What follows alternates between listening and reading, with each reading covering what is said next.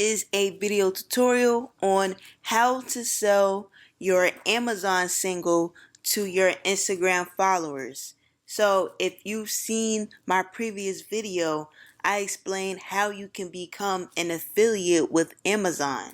So this is my Amazon.com store, and you see here I have my single within my store, so that when someone buys something, if someone buys the single and then they also buy a piano or a drum machine, I also get a cut from the single and the studio equipment. So I'm going to show you how to target people who shop at Amazon. Here where it says custom audience, I've already taught you how to create a custom audience focusing on Instagram business profile.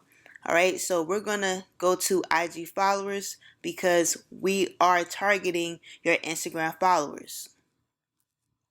Alright, where it says detailed targeting, you're going to go to Amazon.com as the interest. So you're going to target your followers who already like Amazon or already shop at Amazon.com.